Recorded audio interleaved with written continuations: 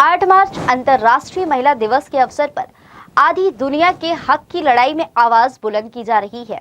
हालांकि पिछले कुछ दशकों में तस्वीर पूरी तरह बदल गई है। कुछ परिस्थितियों में तो महिलाएं शासक के रूप में भी नजर आती है। इसी से उपजा शब्द है एक्सट्रीम फेमिनिज्म। यही एक्सट्रीम फेमिनिज्म महिलाओं के लिए अभिशाप है या वरदान? इसी विषय पर एक विशेष परिचर्चा में शहर के जाने माने बुद्धिजीवी अपनी बात रखेंगे। जी न्यूज हर दिन आपके साथ, यह है हमारा स्लोगन। लेकिन आज हम यहाँ पर उपस्थित लोग विशेष दिन आपके साथ हैं। आज हम एक विषय लेकर, परिचर्चा लेकर आप लोगों के बीच उपस्थित हुए हैं और बहुत महत्वपूर्ण विषय है एक्सट्रीम फेमिनिज्म, महिलाओं के लिए वरदान या अभिशाप। और इस परिचर्चा में भाग लेने के लिए हमारे बीच जो लोग उपस्थित हुए हैं, मैं पहले उन लोगों का आपसे परिचय करवा लेती हूँ।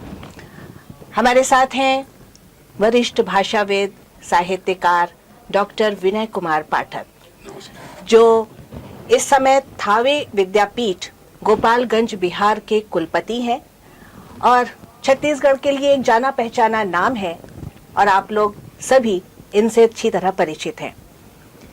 हमारे साथ विद्या गोवर्धन जी बैठी हुई हैं, जो सामाजिक कार्यकर्ता के रूप में काम कर रही हैं। इस समय रोड ट्रैफिक पे बहुत महत्वपूर्ण काम कर रही हैं और सबसे बड़ी चीज़ ये महिला थाने में जो काउंसलिंग होती है, मध्य प्रदेश में ये पहली महिला के रूप में, सदस्य के रूप में, काउंसलर के रूप में मनोनीत हुई थी। काफ़ी साल इन्होंने वहाँ पर काम किया है और उपभोक्ता फोरम में भी इनका बहुत काम रहा है। बहुत सालों तक इन्होंने सेवाएं दी हैं। हमारे पास तीसरी प्रतिभागी के रूप में है डॉक्टर सुनीता मिश्रा। नमस्कार। इस समय नवागढ़ में प्रिंसिपल हैं, नवागढ़ के कॉलेज में, बीएड कॉलेज में प्रिंसिपल के रूप में कार्य कर रही हैं। इससे पहले ये सीवी रमन विश्वविद्यालय में भी रही हैं और आप लोगों ने इनको सीसीएन पे भी देखा होगा कई बार। और बहुत सारे काम कर रही हैं। धरोहर नाम की इनकी एक संस्था है जिसके माध्यम से भी ये बहुत से काम कर रही हैं। हिंदी से जुड़ी हुई हैं, साहित्य से जुड़ी हुई हैं, तो इनके ब्लॉग, लेखन, ये सारे काम भी लगातार छत्तीसगढ़ के लोगों को देखने को मिलते हैं। और हमारे साथ चौथे प्रतिभागी हैं श्री विकास परिहार जी। नमस्कार। ये सेव इंडियन फैमिली, ये एक नेशनल इंटरनेशनल संस्था है जिसमें मेंस, जो कि एक men's organization, men's right organization है, उसका ये बिलासपुर चैप्टर संभाल रहे हैं। यानी कि पुरुषों के अधिकारों से को देखने वाली समिति, ऐसी संस्था जो कहा जा सकता है कि पत्नियों से प्रताड़ित मनुष्य जो रहते हैं वो लोग इसमें भाग लेते हैं। हम विस्तार से जानेंगे इनसे, लेकिन फिलहाल हम आज का कार्यक्रम शुरू करें उससे पहले मैं आपको बता दूं, मैं संज्ञा टंडन आज के इस कार्यक्रम की संचालक। तो हमारा आज का विषय है एक्सट्रीम फेमिनिज्म, यानी कि अति में नारीवाद, महिलाओं के लिए वरदान है या अभिशाप है। तो सबसे पहले हम डॉक्टर पाठक से जानना चाहेंगे कि फेमिनिज्म या नारीवाद है क्या? जी देखिए, नारीवाद जो है ये नारी की अस्मिता को लेकर, उसमें जो समानता के अधिकार और उसके संरक्षण संवर्धन के लिए नारीवाद की शुरुआत हुई।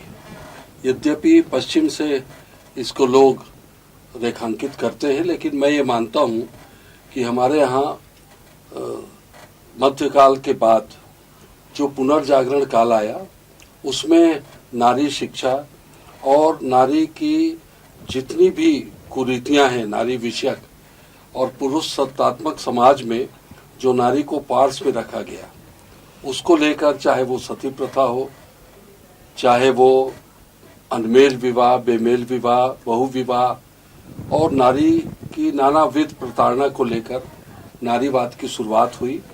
और राजा राम मोहन राय हो, चाहे दयानंद जी हो, चाहे ज्योतिबा फुले हो, इन सब लोगों ने नारी के समग्र विकास पर कार्य किया है। और वही नारीवाद बाद में फिर नारी विमर्श के रूप में साहित्य में स्थापित हुआ। नारीवाद क्या है ये तो आपने जाना डॉक्टर पाठक से। नारीवाद का जो प्राचीन रूप था, जैसे कहा जा सकता है कि स्वतंत्रता से पहले सावित्रीबाई फूले को शायद हम पहली फेमिनिस्ट कहें, तो इस तरह के बहुत सारी, मतलब हम शुरू से नारी को देवी का दर्जा तो देते आए हैं, नारी को पूजते आए हैं, लेकिन नारी की स्थिति हर समय, प्राचीन काल से लेकर के पुरातन समय से लेकर आज तक बदलती रही है। तो उन स्थितियों के बदलने का क्या स्वरूप रहा, हम जानना चाहेंगे डॉक्टर सुनीता से। देखिए, समय काल परिस्थिति के अनुसार भावनाएं जो हैं वो परिवर्तित होती रहती हैं। सावित्रीबाई फूले के समय जो नारी के प्रति मानदंड थे वो समय के साथ बदलते चले गए हैं। आज जो नारी है वह चार दीवारी से बाहर निकल गई है और बाहर निकलने के साथ वो अपनी अस्मिता को भी पहचानने लग गई है। तो अपनी अस्मिता के लिए जो संघर्ष है वह करने लग गई है। मुझे ये लगता है कि नारी जो है वह, नारीवाद जो है पूरी तरह से लैंगिक समानता का एक अधिकार है। जिस तरह से हम पुरुषों के साथ समाज में जो मानदंड बने हुए हैं वही मानदंड स्त्रियों के ऊपर भी लागू हो, यह नारीवाद का कॉन्सेप्ट है। मगर अभी जो मैंने देखा एक्सट्रीम फेमिनिज्म जो हम बोल रहे हैं, तो एक्सट्रीम यानी अति, मुझे लगता है अति सर्वत्र वर्जियेत। हम किसी भी चीज में जब अति शब्द को लाते हैं तो उसका कुछ अलग मीनिंग होने लगता है। तो मुझे ये लगता है कि समय के साथ में हम उन चीजों को स्वीकारें मगर अति किसी भी चीज में न करें। इसको मैं एक्सट्रीम फेमिनिस्ट के एक्सट्रीम फेमिनिज्म पर हम धीरे से आते हैं। पहले तो हम फेमिनिज्म की बात कर रहे हैं, समानता की बात कर रहे हैं, और समानता हमेशा से हर महिला ने चाही है, हर पुरुष समाज के लिए कहा जाए वो लोग शुरू से नहीं चाहते थे, या हम कहें कि पुरुष बड़े चालाक होते थे, कहते थे कि आपकी जो रोटी है बहुत अच्छी बनती है, उसमें आपका हाथ लग जाता है तो बहुत मिठास आ जाती है, आप तो देवी हैं।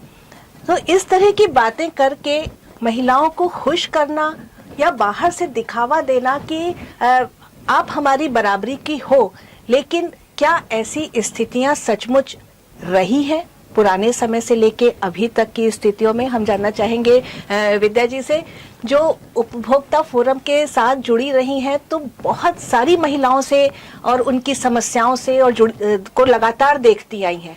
तो आपको क्या लगता है, इतने साल जुड़ी आप, तो कैसा है महिलाओं को, क्या समानता का अधिकार जो दिखाया जाता है और जो वास्तव में होता है, वो कितना फर्क है उसमें?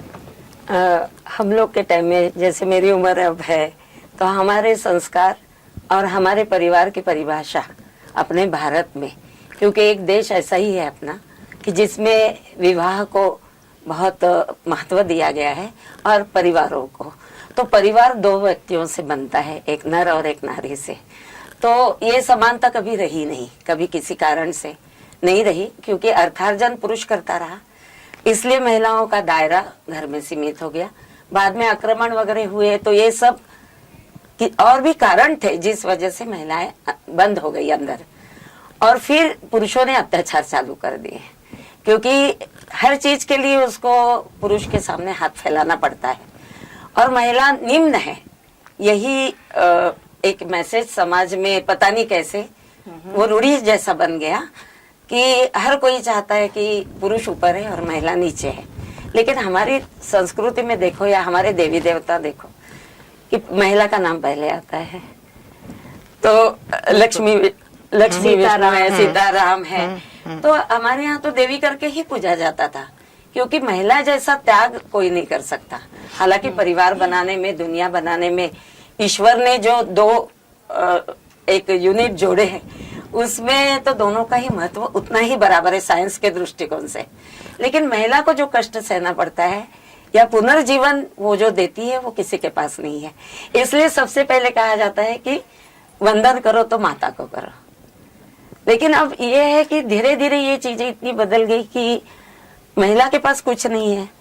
और जब वो अपना, अभी तो बहुत सारे मीडिया के साधन हो गए, पहले महिलाएं मायके जाती थी या मायके में कुछ बताती थी तो उनको संदेशा देने में ही इतना समय लग जाता था।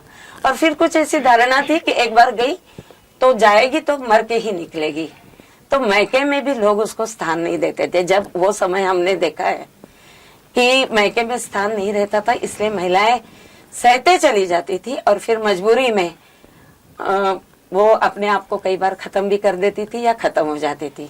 सबसे ज्यादा अत्याचार हुआ स्वास्थ्य में, जो कि महिला के को यानी बच्चे इतने होते थे पहले जमाने में, और उसके लिए किसी चीज की जरूरत है खान पान में या ये सब कंसेप्ट ही नहीं थे। तो पहली महिलाएं जो थी उस वजह से पीड़ित थी। धीरे धीरे समय बदलता गया, महिलाएं भी अब आजकल हम देखते हैं कि दोनों ही नौकरी में जाने लग गए हैं, तो अधिकार पाने। लेकिन अब ये हो गया कि अर्थार्जन करने लगी, तो वो अब ये हो गया कि हम पुरुषों से कम नहीं है। लेकिन ये कुछ ही क्लास में नहीं है, सब क्लास में हो गया। मतलब मैं काउंसलिंग का एक छोटा सा उदाहरण बताऊंगी कि छत्तीसगढ़ी महिलाएं अपने पैर पे खड़ी रहती हैं, तो हम लोग उसको बोलते थे कि थोड़ा सा है स्वभाव उसका, हमारे रहते रहते बदल जाएगा, तो थोड़ा एडजस्ट कर ले। तो वो बोलती थी नहीं मैं मैके में जाऊं, वहां जाएगी तो तेरे पिताजी पे बोझ पड़ेगा बच्चों का। नहीं, वो रखी अपन बच्चे हैं। यानी ये जो बिना पढ़ी लिखी महिला में भी जो स्वावलंबन की स्थिति थी, वो हमारी मिडिल क्लास महिलाओं में नहीं है। सबसे ज्यादा प्रताड़ना आप देखेंगे मिडिल क्लास में है, क्योंकि उसको समाज की स्थिति भी देखनी है और परिवार इसकी बदनामी भी देखनी है। ये सारी स्थितियों में देखते देखते वो केवल सहते चली जा रही आज भी। और फिर ऊपर के क्लास में हम जाते हैं तो हम देख रहे हैं कि ये जो उद्दंडता वाली स्थिति आ गई है, वो शायद इसी का परिणाम भी हो सकती है। लेकिन आजकल महिलाओं से, जैसे इन्होंने अब एक संस्था बनाई है, कि मेरे पास भी बहुत सारे आंकड़े बाद में बताऊंगी, कि पुरुष भी अब प्रताड़ित हो रहे हैं, तो ये हमारे पूरे समाज के लिए घातक है। जी, विद्या जी ने अपनी बात को बहुत अच्छी तरह से रखा। प्राचीन समय में जो स्थितियां थी अब बिल्कुल बदल चुकी हैं।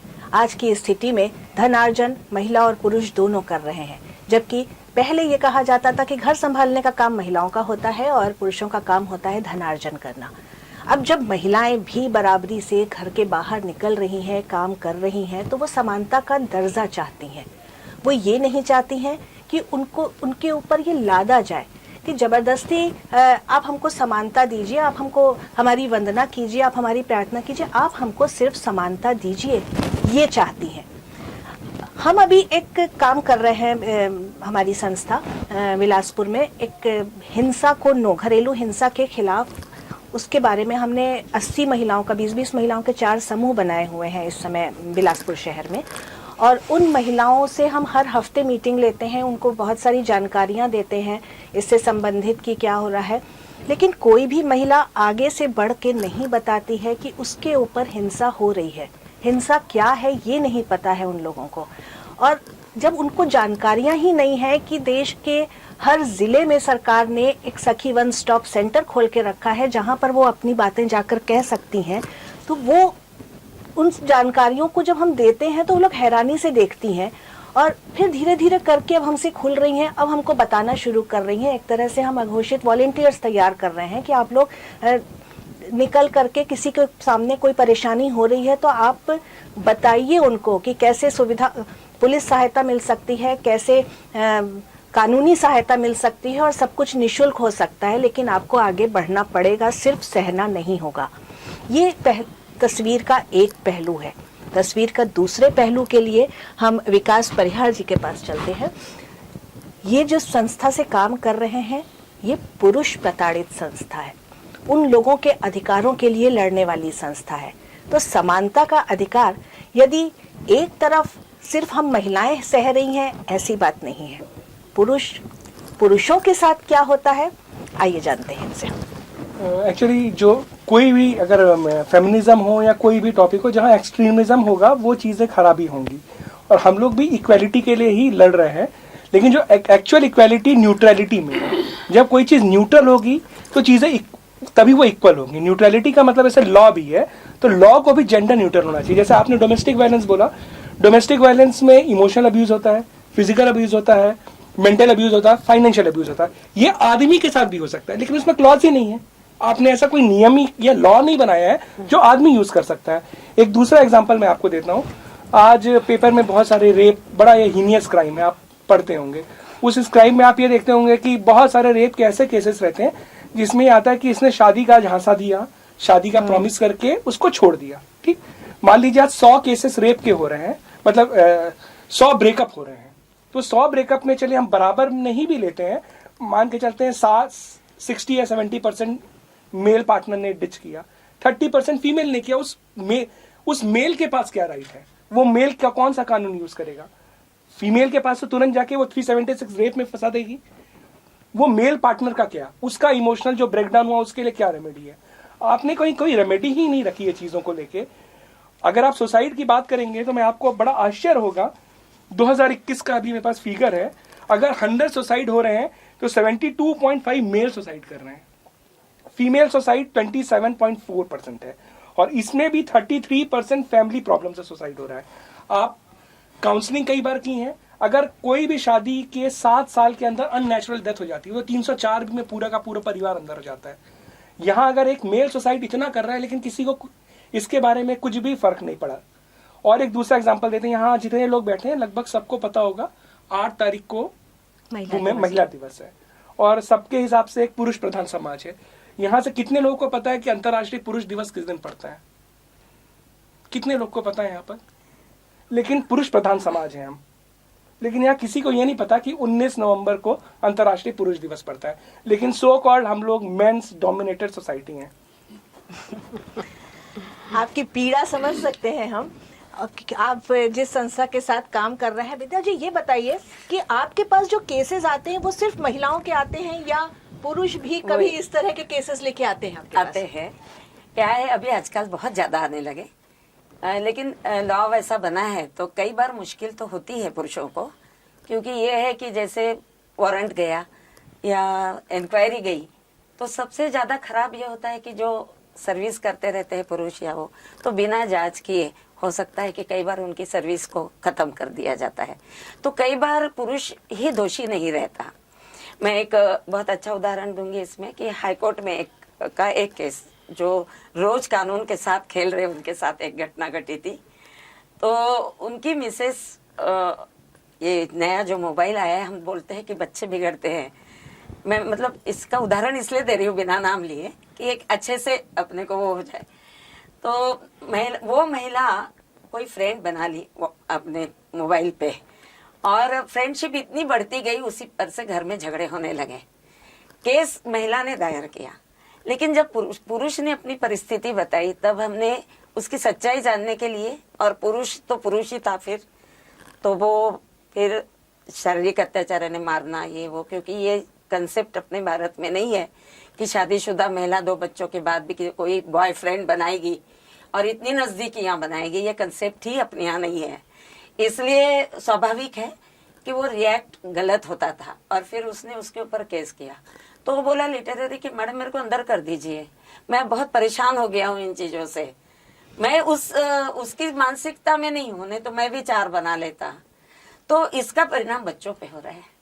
आज की ये जो स्थिति है, कौन गलत कौन सही है, तो हर बार आप जो बोल रहे हैं कि इतने पुरुष प्रताड़ित नहीं है जितने आप बोल रहे हैं, क्योंकि प्रताड़ना महिलाओं के साथ शारीरिक होती है।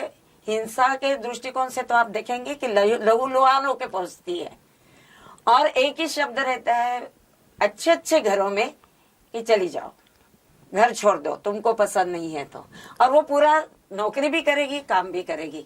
तो आजकल ऐसा लगने लगा है कुछ महिलाओं को कि हमने शिक्षा लेके क्या पाया, हर काम वो करेगी, बिल वो पटाएगी, उसको स्कूटी चलानी आती है तो हर काम वो स्कूल में बच्चों को वही छोड़ेगी। पुरुष बैठे, पुरुष है क्योंकि वो, और यदि माँ ने कुछ बोला है, ठीक है, मैं एकदम सिंपल शब्दों में बता रही हूँ, ये ठीक है, उसके लिए माँ को आदर देना है, लेकिन पत्नी को नहीं देना है। वो अपने बच्चों के सामने क्या प्रमाण दे रहा है इस चीज का? तुमको सब आके घर में माँ बाप है बूढ़े, उनका भी करना पड़ेगा, वो भी थक के आ रही है आपके बराबरी से। लेकिन अच्छे लोग भी है दुनिया में, उनमें विवाद नहीं होता।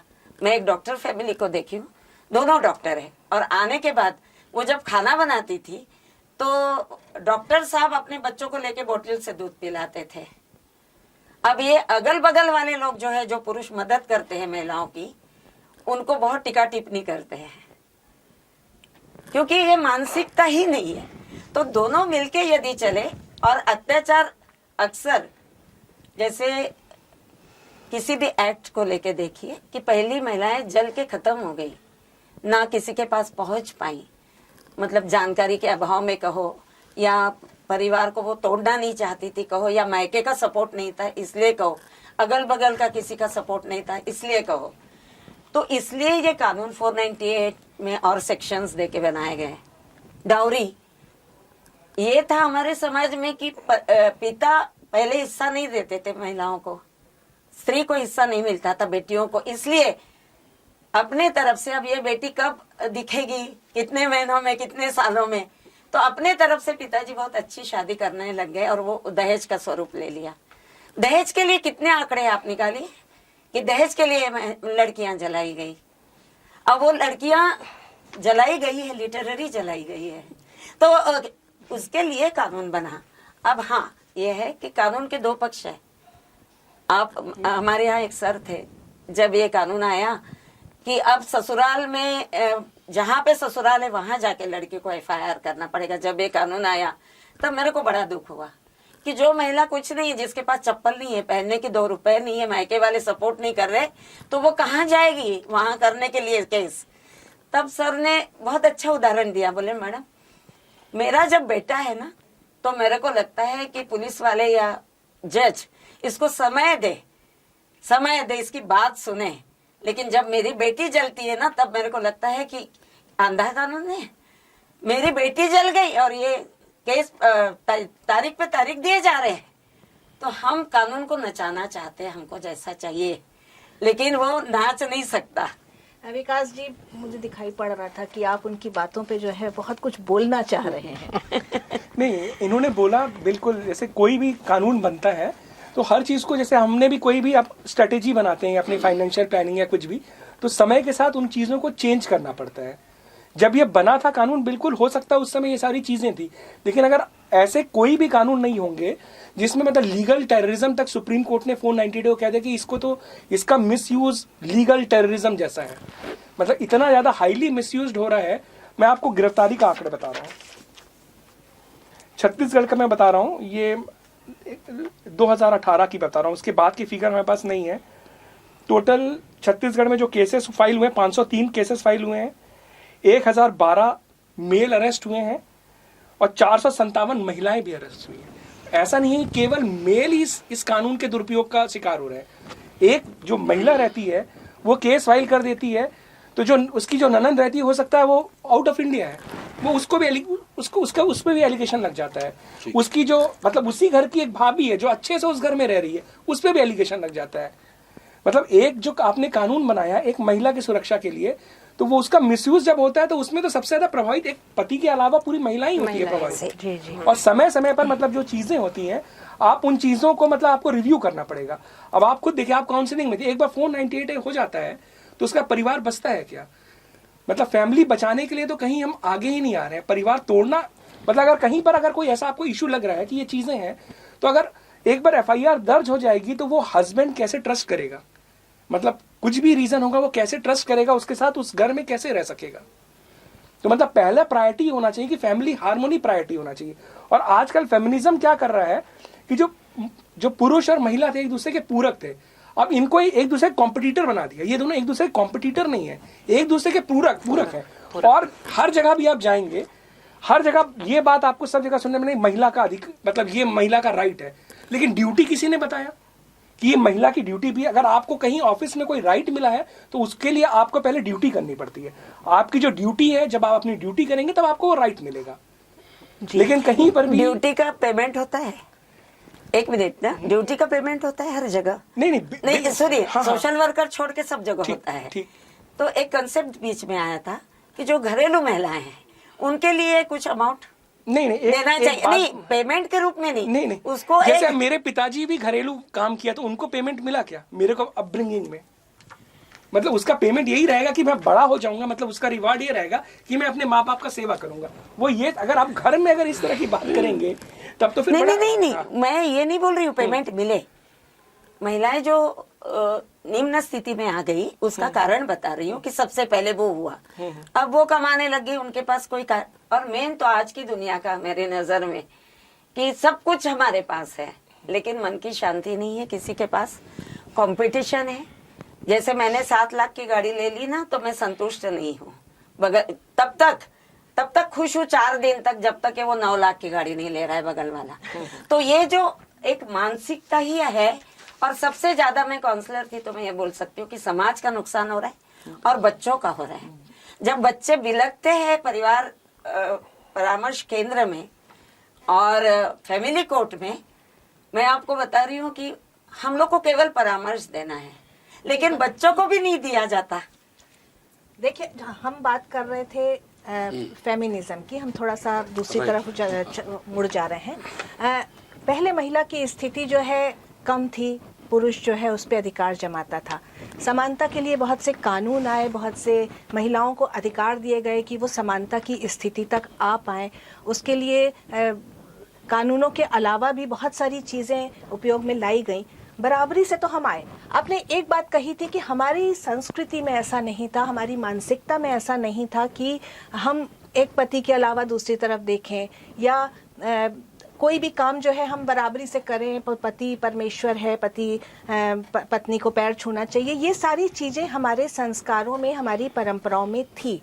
लेकिन धीरे धीरे पाश्चात्य संस्कृति ने हमारे ऊपर हावी होना शुरू किया। पाठक सर से मैं ये जानना चाहूँगी कि पाश्चात्य संस्कृति के प्रभाव से ये समानता जो है ये अब अति समानता, अति नारीवाद की तरफ कैसे बढ़ रही है? हाँ जी, बिल्कुल ठीक है।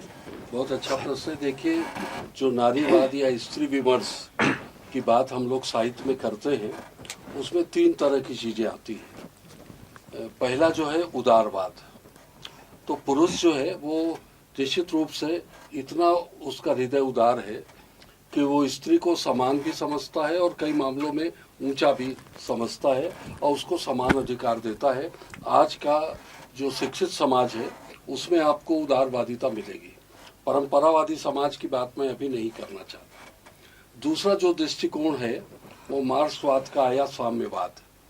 उसने ये बताना चाहा कि भूमि है या संपत्ति है उस पर भी नारी को अधिकार मिलना चाहिए।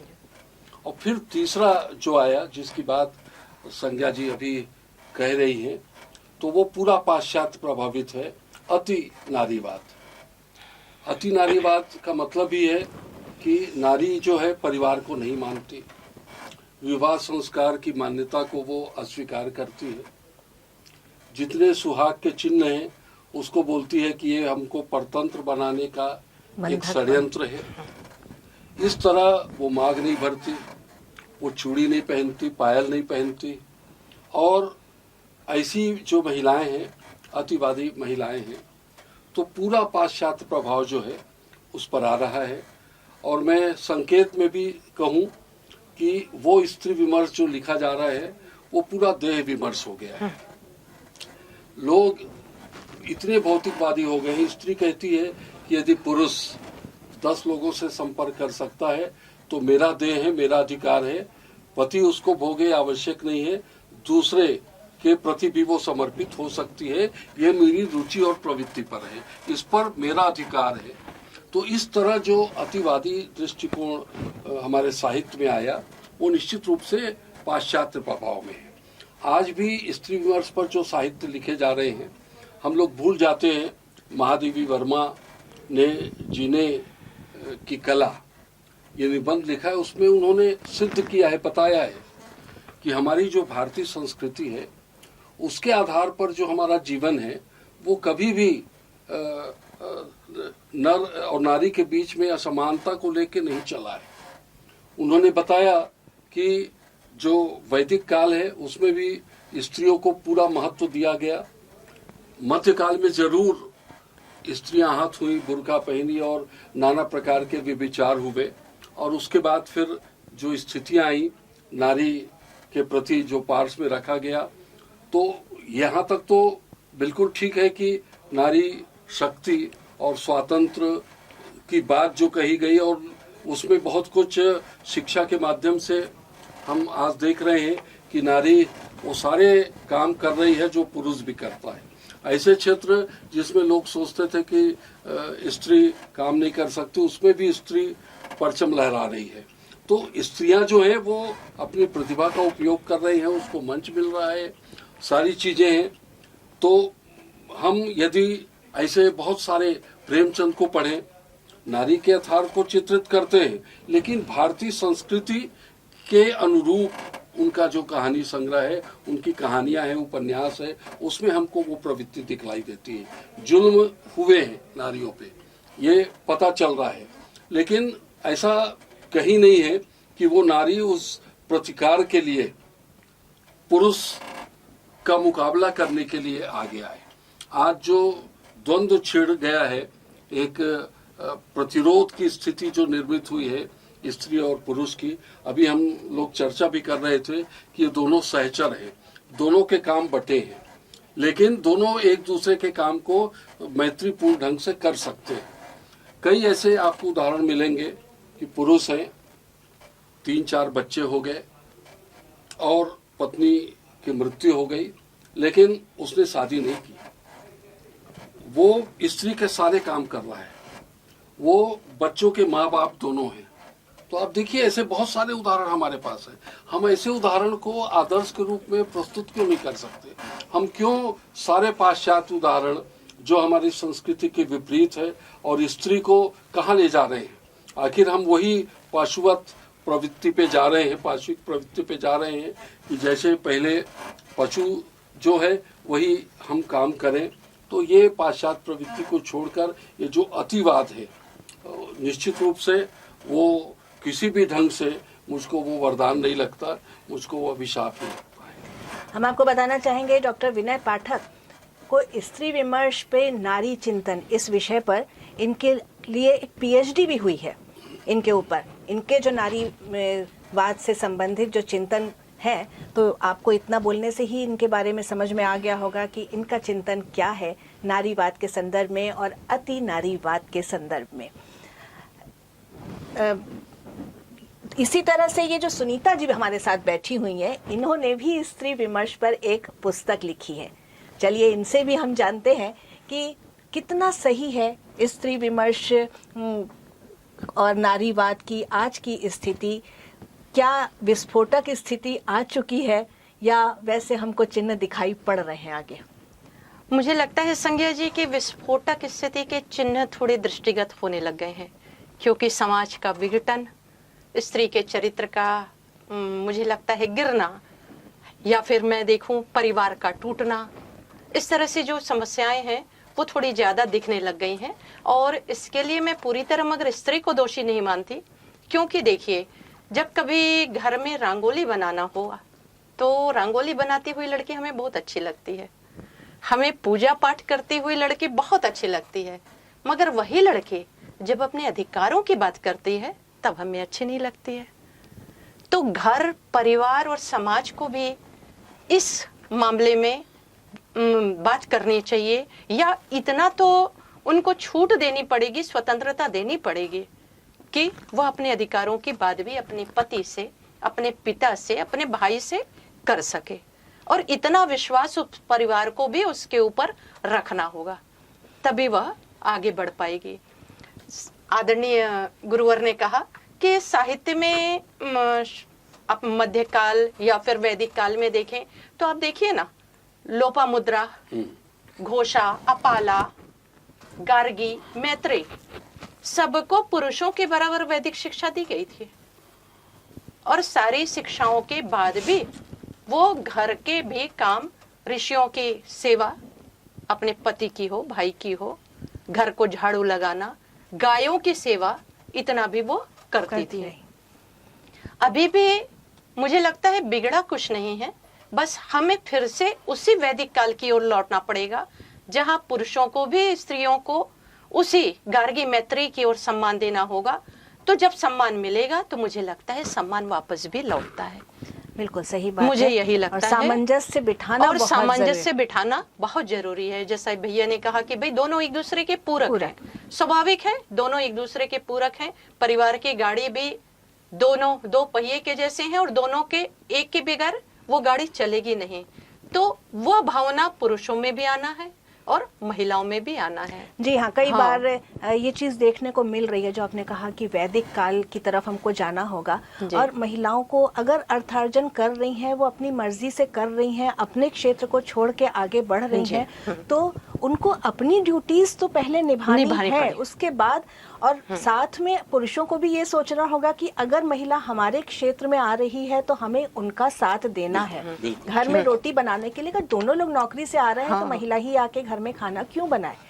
नहीं, थोड़ा आजकल सा मैंने देखा है, आजकल के युवा वर्ग में और ये जो चीज बाहर है। बच्चे वो कर रहे हैं, जॉब कर रहे हैं, ये हैं, और यहाँ भी मैंने देखा है कि हमारे बाद वाली जो पीढ़ी है उन चीजों को अपना रही है। पत्नी बिल्कुल आ रही सही है तो बात वो है। बकायदा चाय बना के दे रहे हैं, हाँ, और लेकिन खाने में कुछ भी सहयोग दे रहे जैसे हैं। केसेस विकास जी बता रहे हैं कि दुरुपयोग कर रही हैं, कई बार कानूनों का, अधिकारों का दुरुपयोग कर रही हैं महिलाएं, वो भी अति नारीवाद का अभिशाप की उदाहरण तरह है। उदाहरण है वो है। कि आपको अगर मतलब अधिकार दिए जा रहे हैं तो आप उसको ले, वो आपका हक है, लेकिन हमको दान में नहीं चाहिए। जो चीज है वो है।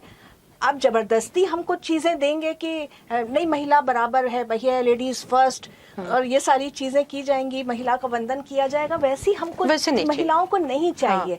महिलाओं को अपना हक चाहिए, बराबरी का हक चाहिए, अधिकार चाहिए, और अगर उससे ऊपर हुआ तो वो अति फेमिनिज्म की ओर बढ़ेगा। जी जी जी। तो एक मैंने संज्ञा जी, मैंने एक कहीं कोटेशन पढ़ा था, अंग्रेजी में था कि man is born free but he is found everywhere in chains. मनुष्य स्वतंत्र जन्म लेता है मगर वह सर्वत्र बंधनों से जकड़ा हुआ।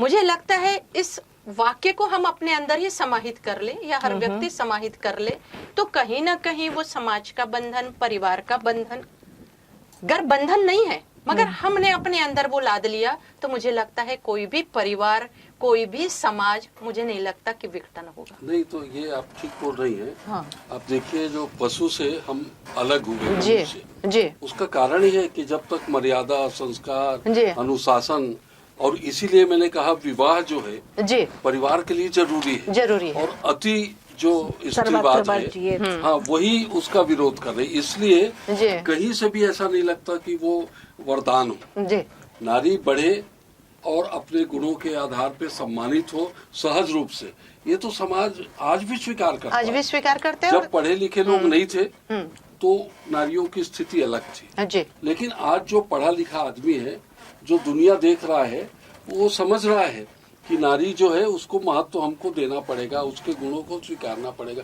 और वही समाज सुखी है जी। जो शिक्षित समाज, जो नारी के महत्व को समझ रहा है, और जो नहीं समझ रहा है उसमें बिल्कुल वही स्थिति है जो आपने भी बताया और आपने बताया। तो निश्चित रूप से वो स्थिति तो है। आपसे मैं बिल्कुल सहमत हूँ जी। कि हमारी जो, मैंने परंपरा बोला, लेकिन भारतीय संस्कृति का मेन आधार ही है आधार वो, ही है। कि विवाह होने चाहिए। अब आपने जो आत्महत्या के आंकड़े बताए पुरुषों के, केवल महिलाओं ने प्रताड़ित करने वाले आंकड़े आपने जरूर बोले। वो नहीं, प्रताड़ित करने नहीं, प्रताड़ित नहीं, कहने का मतलब देखिए, मेरा कहने नहीं, मैं बीच में थोड़ा सा इंटरप्ट कर रहा हूँ।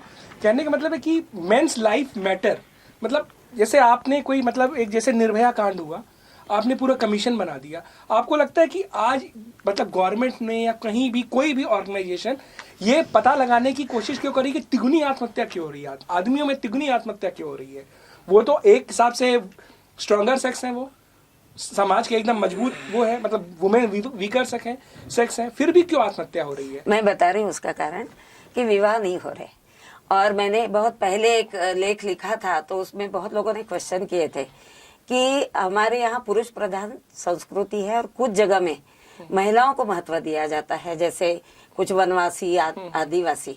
तो आप देखेंगे कि जहाँ महिला का वर्चस्व है वो घर कभी नहीं टूटेगा। वर्चस्व क्योंकि क्या है कि वो घर चलाने की जो सोचती है, या बच्चों के बारे में या पूरे परिवार के बारे में, लेकिन इसमें पुरुषों का ईगो हर्ट होता है। और विवाह में ये माना जाता है, मैंने बोला था कि लड़कों को विदा करो। जब लड़के, अब देखिए आप लिस्ट खोल के कि लड़कियां टॉप में हैं और लड़के नहीं है पढ़ाई में या नौकरियों में, जो भी अपनी व्यवस्था बिगड़ रही है, उसके कारण बहुत सारे हैं। लेकिन ये फ्रस्ट्रेशन लड़कों के अंदर इसलिए भी आ रहा है कि हमारी विवाह संस्था में, यानी यहाँ तक कि लड़कियां 22-22, 24-24 लाख की पैकेज है, और यदि लड़का अच्छा पढ़ा लिखा है, उसी के सेक्टर का है, लेकिन मान लो उससे 3 लाख कम कमा रहा है, मान लो आज वो बढ़ेगा, लेकिन वो मैरिज नहीं कर रही है। तो यहाँ से शुरुआत होती है। और विवाह पूरे समाज को बनाए रखने में पास्को एक्ट अभी अभी आया है। ठीक है। बताइए, जो देवी के हम कुमारिका खिलाते या पूजा करते थे, ये कहाँ से अचानक नहीं आया। ये जो नेचर है पुरुष और स्त्री का, विवाह बंधन में हर दृष्टिकोण से बंधना बहुत जरूरी है। तो हम समस्या पे तो बहुत बोली है, लेकिन विवाह फिर से व्यवस्था चालू करें और लोगों को, अपने बच्चों को किसी भी तरह से इंसिस्ट करे इस चीज को कि आप स्वतंत्र हो, लेकिन भारतीय नागरिक होने के नाते जैसे आपको सारे नियमों का पालन करना पड़ता है, वैसे इस समाज को बनाने में और नेचर का कुछ लॉ है, उसको आपको आप उसका उद्दंडता से वो नहीं कर सकते, उल्लंघन नहीं कर सकते। विवाह यदि चालू हो जाएंगे तो कुछ लोग तो हमेशा से बिगड़े हैं, पहले भी थे, उनका तो कोई इलाज नहीं है, लेकिन ये संख्या कम थी। आज हमारी 6 साल की बच्ची भी सुरक्षित नहीं है। तो आप लॉ इसीलिए बनता है कमजोर लोगों के लिए। आज हम आपको कमजोर बोल दे पुरुषों को, तो उनको अच्छा लगेगा नहीं। महिला तो कब से कमजोर ही है और वो मांग भी रही है, भीख में मांग रही है, जबकि उसका अधिकार है। वो नवनिर्माण की खुद वो है, सशक्त वो है, क्योंकि पुरुषों में ऐसी कोई व्यवस्था ही नहीं है। वो चाहे उससे कितना भी ऊपर उठ जाए, लेकिन बच्चा पैदा करके दिखा दे। और हम फॉरेन बोलते हैं, लेकिन फॉरेन में डिलीवरी के टाइम में पुरुष साथ देता है महिला का। साथ देना यानी क्या, शारीरिक रूप से थोड़ी देता है, मानसिक रूप से देता है कि ये बच्चा, और उनकी ट्रेनिंग होती है कि ये बच्चा जो आने वाला है, अब तीसरा व्यक्ति आने वाला है आपके घर में, तो मेंटली दोनों तैयार रहिए, दोनों की जिम्मेदारी है। उस बच्चे के लिए आपको अपने कुछ सुख त्यागने पड़ेंगे। तो ये सब सिर्फ फॉरेन बोलने से नहीं होगा। फॉरेन में जो अच्छी चीजें हैं वो क्यों नहीं ले रहे हम? नहीं, आज की डेट में देखिए, अगर आप जाएंगे तो लगभग जो भी एक पढ़ा लिखा समझदार घर दिखेंगे, तो आपको बच्चे के अपब्रिंगिंग में आपको हस्बैंड का भी बराबर रोल मिलेगा। ऐसा नहीं है कि जो फादर है वो डायपर चेंज नहीं करेगा, वो बिल्कुल डायपर चेंज करेगा।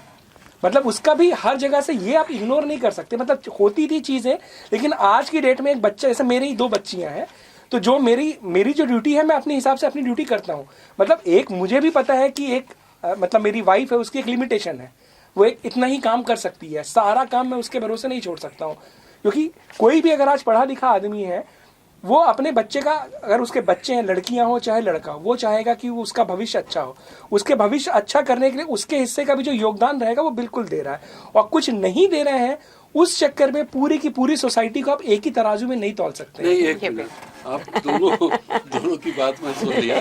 तो सूत्र रूप में है ना, चूंकि ये जो संदर्भ है हमारा, उस संदर्भ को छूते हुए थोड़ी सी मैं बात करूं। आप देखिए कि जब नारी शिक्षित कम थी या नहीं थी, मैं 2 पीढ़ी पहले की बात कर रहा हूं, और आप अपने घर में भी देख लीजिएगा मेरे सूत्र को जो मैं कह रहा हूं। तो आदमी पढ़ा लिखा था, नौकरी करता था, चाहे वो कुलपति हो, मैं बहुत उदाहरण दे सकता हूँ, कुलपति हो, चाहे वो बहुत बड़ा एसपी हो, कोई भी अधिकारी हो। स्त्री 4th पास हुए बहुत है, अंगूठा छाप थी, बहुत सारे उदाहरण है। 2 साल पहले जैसे स्त्री शिक्षा प्राप्त की, अभी आपने कहा ना, यदि वो ज्यादा तनख्वाह है तो वो अहम उसमें आएगी, आदमी में नहीं आएगी। और वो शादी नहीं करेगी कम पढ़े लिखे से। आज ये बिल्कुल हकीकत है। आप चाहे उसको किसी भी रूप में कहें, तो आज ऐसा नहीं है कि स्त्री पढ़ लिख ली है तो एक भी उदाहरण मुझको बता लीजिए कि वो क्या कहते हैं, अपने से कम वर्ग को ग्रहण करने के लिए तैयार हो। सर की बात तो चलिए, हाँ नहीं, मैं वो इसलिए बताया कि मैंने अपने परिवार और कई लोगों के बीच में मैंने ये देखा है। तो आखिर वो पढ़ लिख के जो समानता की बात हम कर रहे हैं और दोनों की बात कर रहे हैं, सामंजस्य की बात कर रहे हैं, तो ऐसा नहीं है कि केवल स्त्री का अहम है, पुरुष का भी अहम है। स्त्री का भी हमें, और आज पढ़ लिखने के बाद वो बिल्कुल समझौता नहीं कर रही है। वो जो अतिवाद है ये उसी वो की ये है, चरम सही है। स्थिति है। जी जी जी, ये मैं विषय को छू के नहीं, बताया। बिल्कुल नहीं, सही बिल्कुल बात। सही क्योंकि है। अपने को ऐसा न लगे कि इसमें नहीं, अपन हाँ। कानूनी दांव पेच में बहुत नहीं, सारी सर, चीजें सर मैं की बात पे एक बात दो बोलना कमेटी चाह में हूँ, कार्यस्थल में प्रताड़ना के ऊपर, आईजी ऑफिस और नगर निगम कमेटी में। तो प्रताड़ना हमेशा पुरुषों से ही होती है ऐसा नहीं, पर हमेशा पुरुषों से और स्त्री को होने वाले को ही प्रताड़ना कहते हैं। हाँ वही बोल तो, रहे हैं। Definition ही नहीं है। तो वही, हाँ, वही। तो आज कमेटी बनाने की जरूरत पड़ी है, लेकिन हम केवल महिलाओं का पक्ष नहीं लेते, Right. क्योंकि जैसे एक उदाहरण आया था कि मेडिकल के कुछ एग्जामिनेशन में उस फिजिशियन ने कुछ बदतमीजी की थी, तो मैंने खुद इसमें इनिशिएटिव लेके एक लॉ बनाने के लिए बोला कि हर जगह जहां महिला को अकेले जाना है, हर व्यक्ति वैसा नहीं है, लेकिन कई महिलाएं झूठा आरोप लगा रही और कोई सच भी होता है तो बोल नहीं पाती है, तो इसलिए महिला के साथ महिला जाएगी, बस खत्म करिए, केस ही क्यों होगा। विकास जी आप कुछ मैं सर की बात पे कुछ बोलना चाह रहा था। हाँ, आज की डेट जरूर। में जो आपने बताया वो बात को एक थोड़ा सा उसी बात में मैं आता हूँ कि आप बहुत जगह आपने सुना होगा कि भैया एक लड़का गवर्नमेंट जॉब में है तो वो डाउरी की डिमांड कर रहा है कि भाई उसकी डिमांड है कि 10 लाख रुपए ले रहे हैं, तो वो डिमांड है, तो वो डाउरी डिमांड है। लेकिन अगर वो लड़की डिमांड कर रही है कि नहीं मेरे को आईएएस चाहिए, मेरे को आईपीएस चाहिए, मुझे इतने पैकेज का लड़का चाहिए, ये कोई भी कहीं से भी डिमांड नहीं है।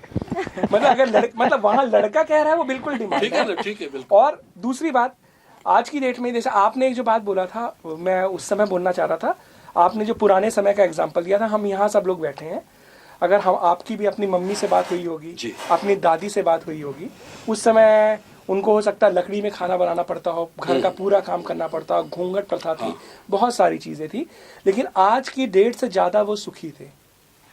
अगर आप पूछेंगे तो हैप्पीनेस में उनका लेवल आज की जनरेशन से ज्यादा अच्छा ज्यादा था। आज इतना एम्पावरमेंट और ये सारी बातें कर रहे हैं। एक शायर का एक शेर मुझे याद आता है इस एम्पावरमेंट पे कि कुछ ना दिखता था अंधेरों में मगर आंखें भी थी, ये कैसी रोशनी आई कि लोग अंधे हो गए। मतलब आज ऐसा एम्पावरमेंट बहुत आया अच्छा। है कि परिवार टूट रहा है, बिल्कुल, बिल्कुल। कोई खुश नहीं है। मतलब इतना आपने अधिकार दिया, सब कुछ किया कि प्रताड़ित थी, लेकिन उसका एंड रिजल्ट क्या हो रहा है? उसका एंड रिजल्ट ये हो रहा है कि परिवार टूट रहा है। अल्टीमेटली उसके बाद भी मतलब हैप्पी तो वो भी नहीं है। अगर एक परिवार टूट रहा है तो औरत भी खुश नहीं रहेगी, आदमी भी खुश नहीं रहेगा, उनके बच्चे भी खुश नहीं रहेंगे जिनकी कोई गलती नहीं है इस वाद विवाद में।